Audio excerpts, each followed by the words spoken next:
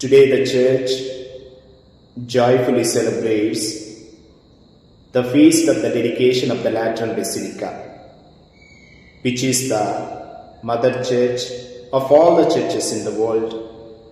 Well, the readings of today focus on the feast. In the first reading, Prophet Ezekiel speaks about living water. In the second reading, St. Paul speaks about living temple. And in the Gospel reading, Jesus speaks about living worship. The living water in the first reading symbolizes God's grace. Wherever God's grace flows, there comes to exist a new life, healing and renewal.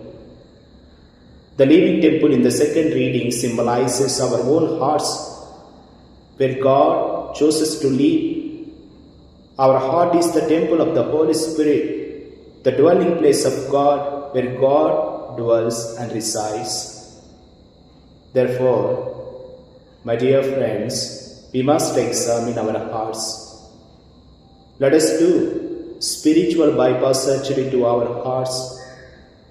Let us open and see who really is in our hearts.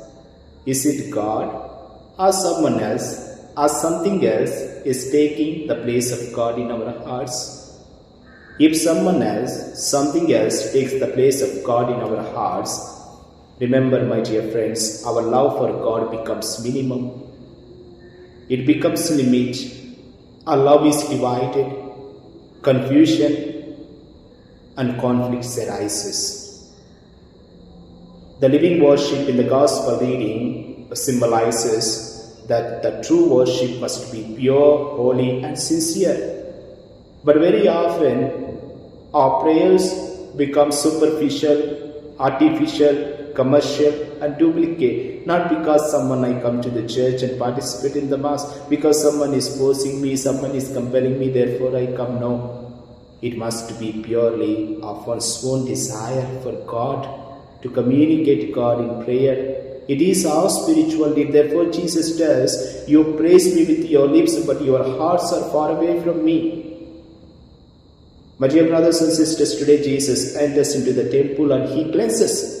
Let us also invite the same Jesus into our hearts to cleanse our hearts. Jesus says, what defiles a man is not what goes inside of a person, but what comes out of a person defiles. As Prophet Ezekiel today sees, the living water flows from the sanctuary, and wherever it goes, there came into exist a new life. In the same way, the Mother Church, the Lateran Basilica, is the icon of our Mother, from which the streams of love, mercy, compassion and all the blessings and good things flows and becomes a healing for all of us. Therefore, let us thank the Lord for the gift of the Church, for the gift of Pope, cardinals, bishops, priests, religious and faithful. Let us all be faithful in the period of the Lord that is entrusted to us. Happy feast to all.